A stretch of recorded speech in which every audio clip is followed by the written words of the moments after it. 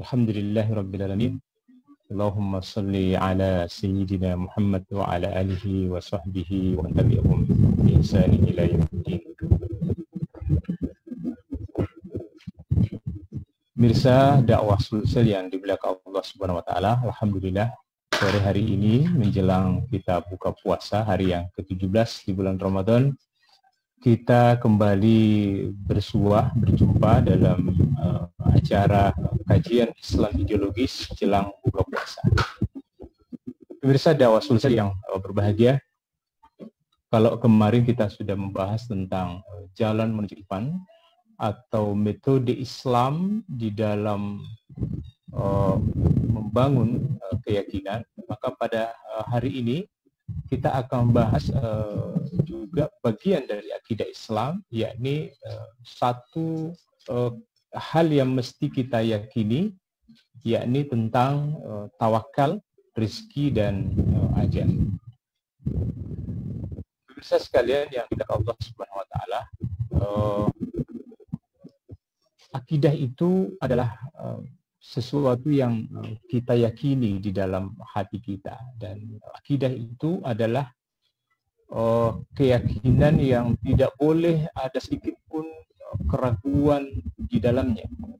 Oleh karena itu akidah itu harus dibangun dari dalil yang sangat kuat, ya, baik itu dalil akli maupun dalil nakli. Dan kalau dalil nakli, dia haruslah bersumber dari sesuatu yang meyakinkan atau sesuatu yang qat'i.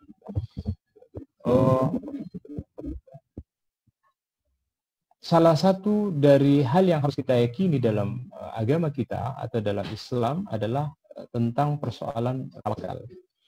Allah Subhanahu wa taala berfirman dalam surah Ali Imran, A'udzubillahi minasyaitonir rajim, fa idza azamta fatawakkal 'ala Allah. Jika kalian telah bertekad untuk sesuatu, maka bertawakallah kepada Allah Subhanahu wa taala. Innallaha yuhibbul mutawakkilin. Sesungguhnya Allah mencintai orang-orang yang bertawakal.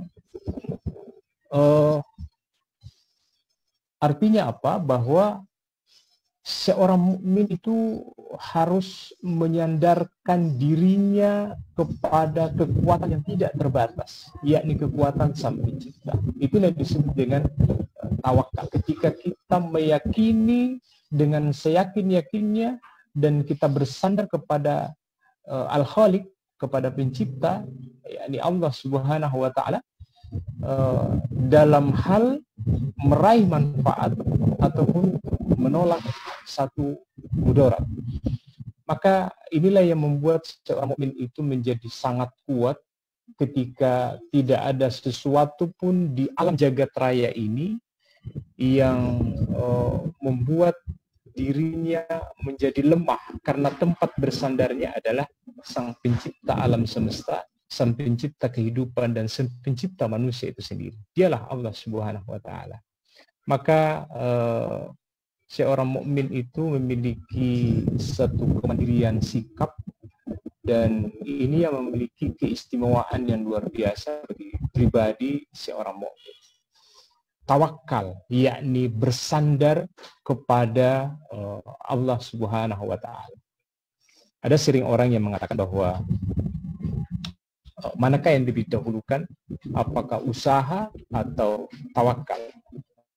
Kalau kita pahami ayat tadi di mana Allah Subhanahu wa taala menyampaikan kepada kita, fa idza azamta fatawakkal Allah. Ketika kalian telah bertekad, berniat akan sesuatu atau mengazamkan dari sesuatu, maka bertawakallah, bersandarlah kepada Allah Subhanahu wa taala. Itu artinya bahwa tawakal itu ada di kehidupan kita di setiap saat, baik sebelum kita berusaha, sedang berusaha, ataupun setelah kita melakukan sesuatu.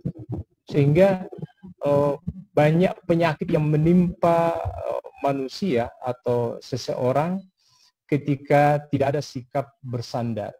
Ada yang ketika bisnisnya hancur, ketika dia tidak punya rasa tawakal, maka bisnis hancur itu akan menenggelamkan reputasinya, akan membuat dia stres, putus asa, dan mereka mengalami gejala-gejala psikologis yang berpengaruh besar terhadap dirinya, sehingga kemudian kadang-kadang dia datang kepada ahli psikologi dan sebagainya untuk mengganti dirinya. Tetapi itu tidak akan terjadi pada seorang mukmin. Bahkan salah satu sikap yang mulia dari seorang mukmin itu yang sangat mengagumkan adalah, kata Nabi, amatlah mengagumkan seorang mukmin karena semua keadaan itu baik bagi dirinya. Ketika dia ditimpa musibah, dia bersabar, itu baik bagi dia. Ketika dia mendapatkan kebaikan, dia bersyukur, dan syukur itu baik bagi dirinya. Syukur dan sabar itu lahir dari sikap keimanan yang disusul dengan tawakal kepada Allah Subhanahu wa taala. Dan pemirsa sekalian, seorang mukmin ini wajib untuk memiliki sikap tawakal. Diragukan keimanan seseorang ketika tidak ada tawakal dalam dirinya. Karena tawakal ini adalah perintah Allah Subhanahu wa taala dan menjadi kewajiban bagi setiap mukmin untuk memiliki sikap tawakal.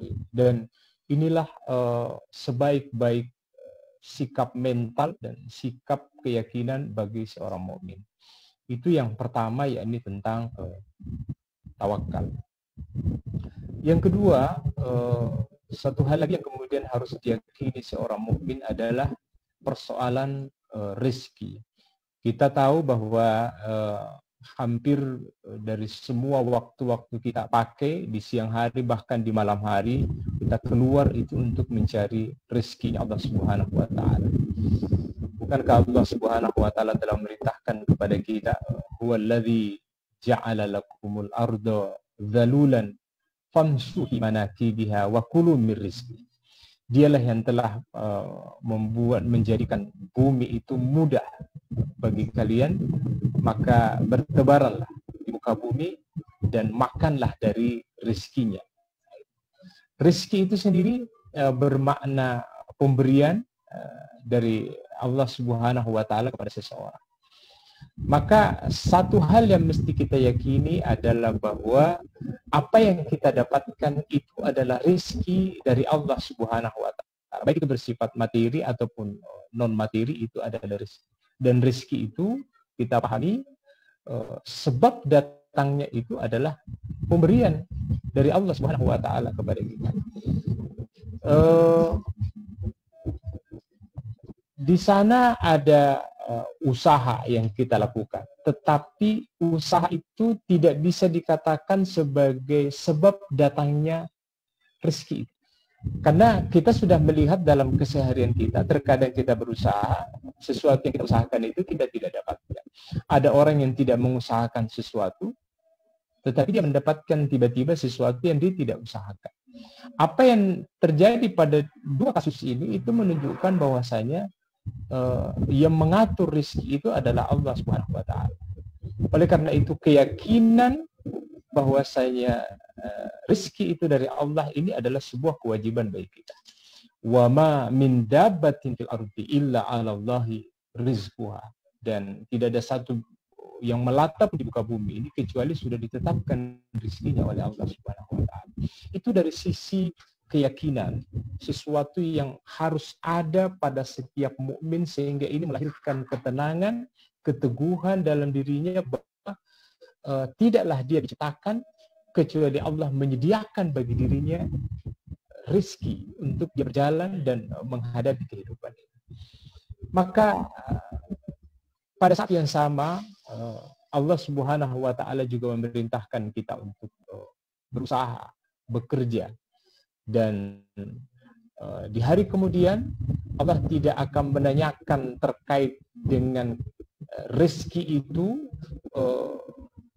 kita dapatkan, tetapi yang Allah tanyakan itu adalah bagaimana kita mendapatkan rezeki. Karena bisa jadi rezeki itu kita dapatkan dengan cara yang halal, bisa jadi rezeki itu kita dapatkan dengan cara yang haram. Maka ketika rezeki itu kita dapatkan dengan cara yang haram, tentu ini akan kita pertanggungjawabkan sanksi dari Allah Subhanahu wa taala terkait dengan rezeki yang kita dapatkan dengan cara yang haram. Semua ini telah ditetapkan oleh Allah Subhanahu wa taala kepada kita, dan tinggal kita bisa menempatkan mana wilayah keimanan dan mana wilayah akal kita. Kita dituntut untuk bekerja dan berusaha. Nabi mengatakan, inna minad dunubi dunuban la yukaffiruha as-shaum wala as-shalah. Fama yukaffiruha ya Rasulullah? Al-humumu fi talabil maisha. Nabi mengatakan di antara dosa ada satu dosa yang tidak akan gugur dosa itu dengan puasa dan tidak akan gugur dengan sholat. Sahabat bertanya, apa yang akan menggugurkan dosa itu ya Rasul? Nabi mengatakan, al-humumu fi talabil maisha. Bekerja bersungguh-sungguh mencari penghidupan. Kita juga meyakini apa yang oleh Allah sampaikan kepada kita, wabtaghi fima atakallahu daral akhirah. Carilah negeri akhirat ya yang dijanjikan oleh Allah Subhanahu wa taala, wala tansa nasibaka minad dunya. Tetapi jangan lupakan bagianmu di kehidupan dunia ini. Artinya apa? Islam mengharuskan kita untuk bekerja mencari penghidupan dalam kehidupan ini, tetapi yakinlah bahwa rezeki itu Allah yang berikan. Dan jalan-jalan rezeki itu banyak. Bisa kita mendapatkan kepemilikan itu dengan bekerja, bisa dengan warisan, bisa dengan pemberian, bisa dengan jalan-jalan yang hal yang lain. Allah hanya mengharamkan bagi kita untuk menempuh jalan-jalan yang telah Allah haramkan bagi kita. Yang ketiga yang akan kita bahas, pemirsa sekalian, adalah terkait dengan ajal. Satu hal yang mesti juga diyakini seorang mukmin adalah bahwa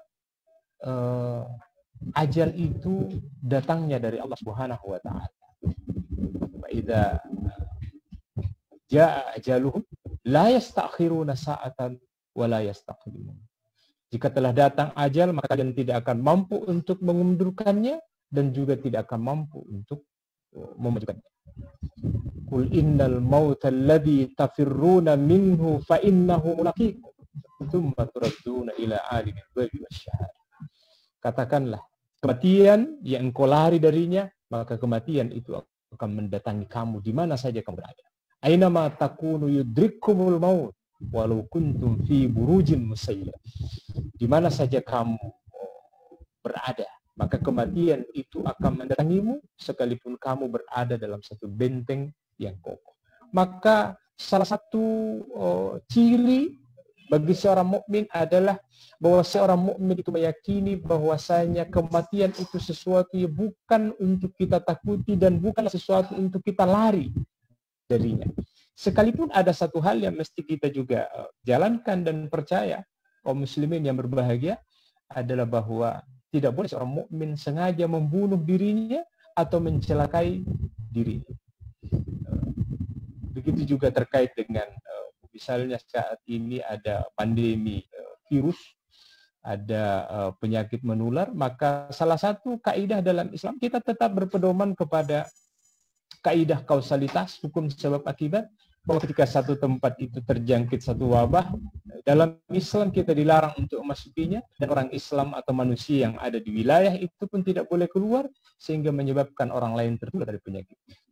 Ini satu hal yang kemudian bagi umat Islam mesti pahami bahwa ada wilayah yang hakiki dan itu masuk wilayah keimanan, baik itu terkait dengan persoalan tawakal, rezeki dan ajal kita, dan satu sisi juga Allah Subhanahu wa taala memerintahkan kita, ada ketetapannya, ada sunatullahnya, bahwa manusia itu terikat dengan hukum sebab akibat dalam kehidupan yang mesti kita jalani bersama-sama.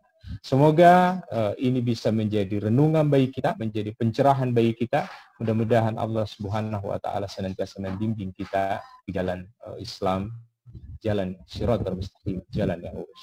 Hadanallahu wa iyyakum ajmain. Assalamualaikum warahmatullahi wabarakatuh.